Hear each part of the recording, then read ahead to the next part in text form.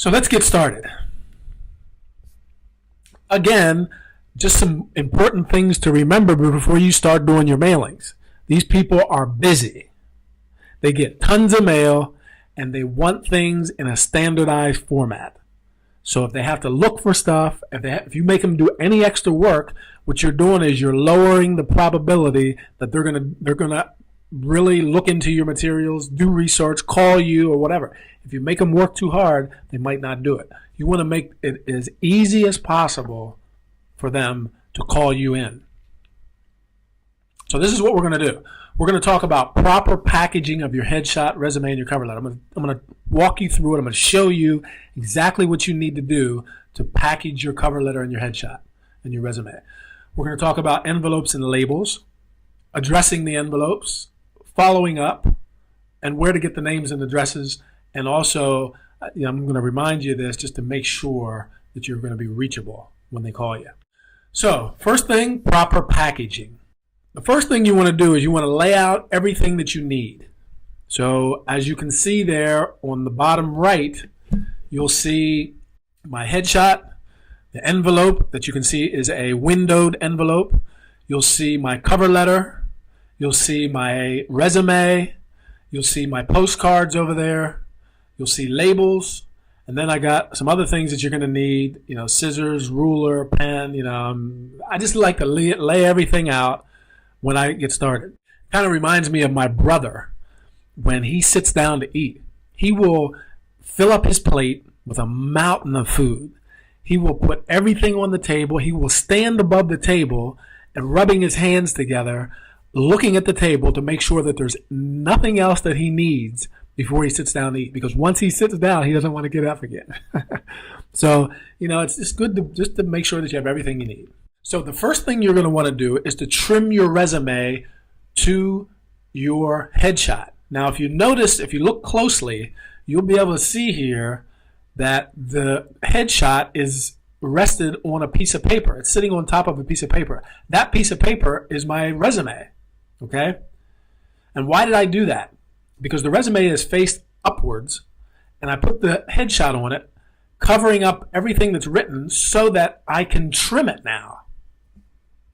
Because the next thing that I'm going to do is I'm going to draw a line around it, because what I want to do is I want to fit the resume exactly to the size of my headshot. And I'll show you why we're going to do that. You want to trim it exactly to the right size, okay? So if you look at it now after I've done the pen line, you can see that the pen line goes all the way around the resume. Okay? So that's what I'm going to do. Now I'm going to cut that. I'm going to cut that so that now, as you can see, what's left over after I've cut it is that the resume is the exact same size as my headshot. So if you look at it from the front, I put that on the back because that's what you're going to do. You're going to attach your resume to the back of your headshot. And the reason that you do that is because when you send your headshot and your resume to a busy casting office or an agent's office where they get tons of mail, what you want to make sure does not happen is that those two things get separated. You don't want your resume to get separated from your headshot. Now, this is standard industry practice in the United States. And you can do that either with staples or with glue. Now, when I first heard someone say that you can staple your headshot to your resume, the first thing I thought of was, I'm going to ruin my headshot. Don't worry about it. Just do it. Just do it up in the corners. All you need is 4 staples, 1 in each corner, and you staple your headshot to your resume. Okay? So that's the first thing you're going to want to do. Now let's look at your cover letter. First of all, make sure you sign it. It's a nice, personable touch. Now, it's true that you're going to want to have your name typewritten on there, or printed out with the computer at the very end of the letter. But sign it. It's a nice personal touch. Now, here's something that's really interesting. If you have space, and when I say space, I'm talking about this area right here on your cover letter. I have space over here to the right. What you could do is to get your cover letter downsized, and I'll show you how to do that. You could downsize your cover letter. So if you notice on the right is a regular size cover letter. On the left is that same cover letter that's downsized. So what you could do is then attach your cover letter directly to your headshot. And so now you got everything at one touch. They pick up one piece of material, and they got your headshot on the one side with your cover letter that's very, very brief, and on the back you got your resume. Everything's there, everything's attached, no papers can get separated, and they got everything right there. The other advantage to doing it this way too is when they look at your headshot, they're more likely to look directly at your cover letter and at least read some of it.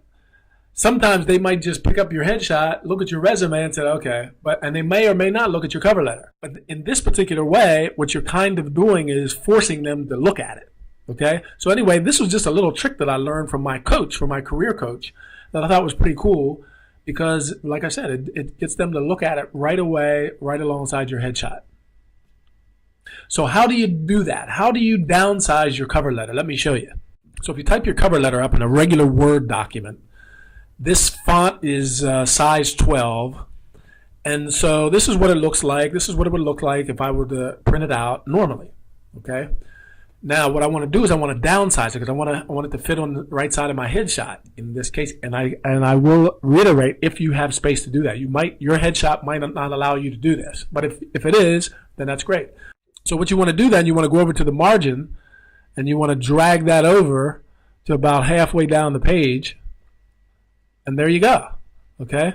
Now, if you print it out like this and leave it the same font, it's still going to be too big. So then what you're going to want to do now is to go up to Format, look at the font, and then use a smaller font.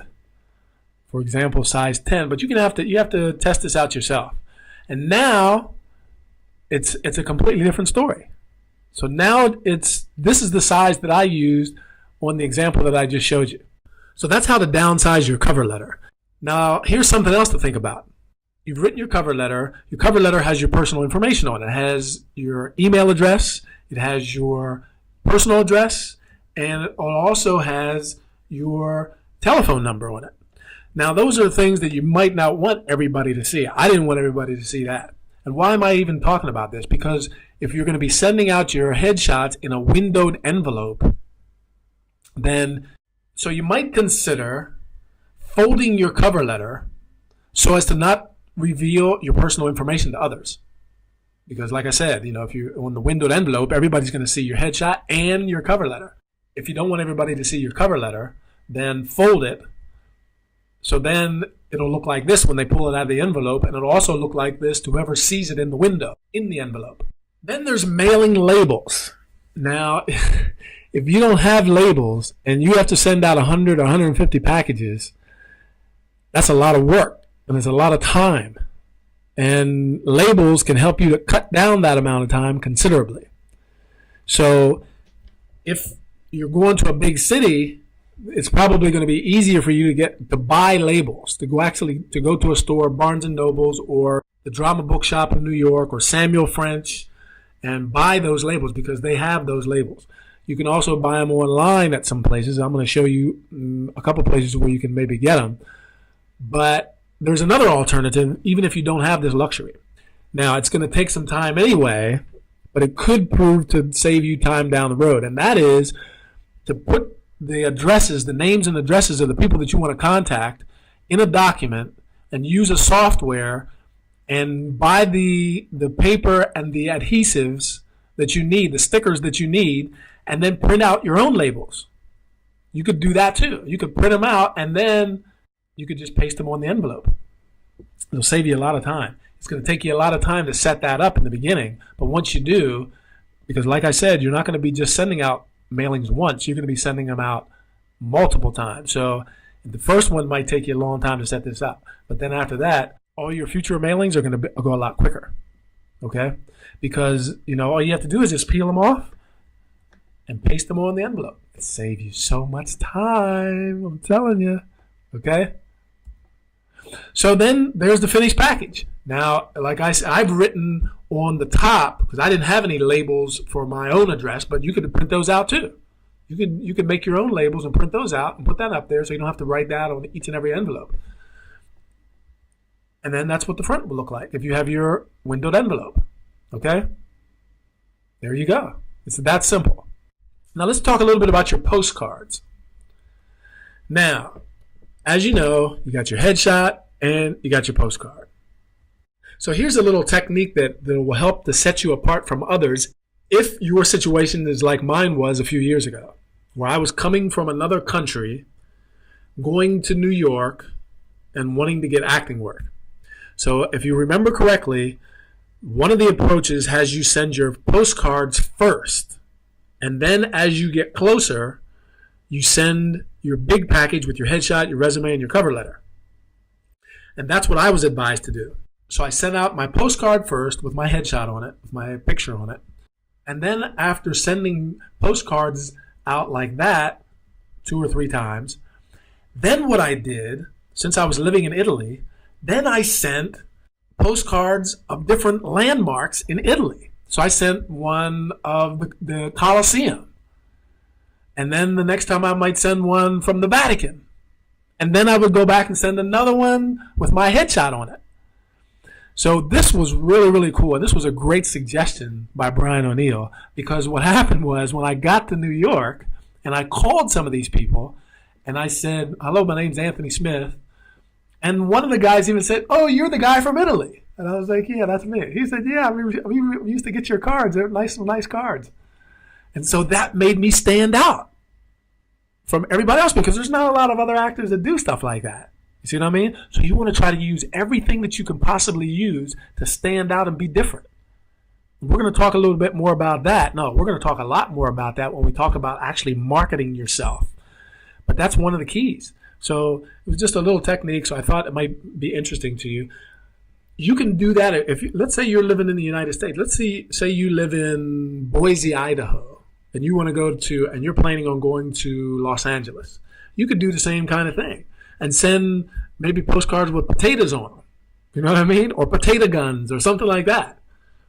You know, in mixing them up with your headshot so that when you get there and you make those phone calls and you contact the people and you tell them that you're back or that you're here, you know, you're going to be the guy who used to send us potato gun postcards. So it's going to make you stand out, you know.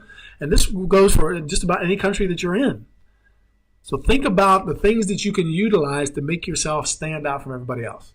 So why do we use postcards?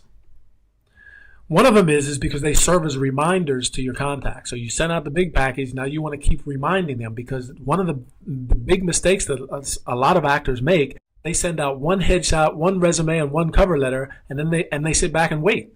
That's not a good idea. You're just wasting, in a lot of cases, you're wasting time. You have to build on what you already started. And one way to do that is by sending out postcards. There's nothing wrong with sending out postcards. And as a matter of fact, it's something that's pretty much in line with industry standards. That people do that all the time. Actors do that all the time.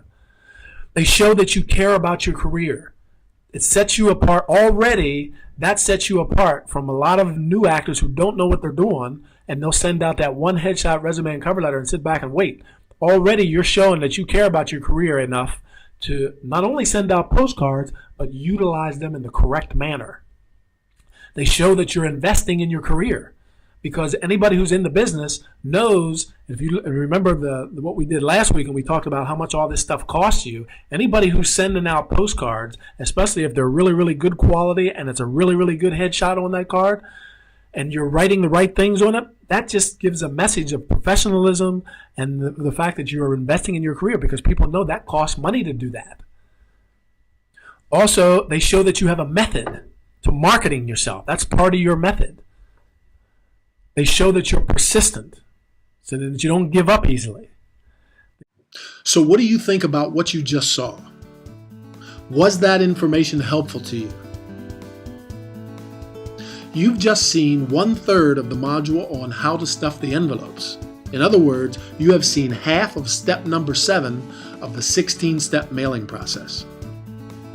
In this particular module, I then go on to talk about when and how often you need to send out those postcards, what to write on them, where to find the names and addresses of the casting directors and agents to whom you want to send those cards. I also talk about submitting online and how to do that correctly, and also another alternative to traditional mailings to get yourself noticed. Finally, I talk about what your chances are for getting called in and what you can do to increase those chances. And that is just one module of 24 total modules. So if you learned a lot in these last 15 minutes, just think of how much you can learn about starting your acting career in the Acting Career Quick Start Home Study course. When I said I would walk you through the entire process of starting your acting career step by step, that's exactly what I mean. I'll see you in the course.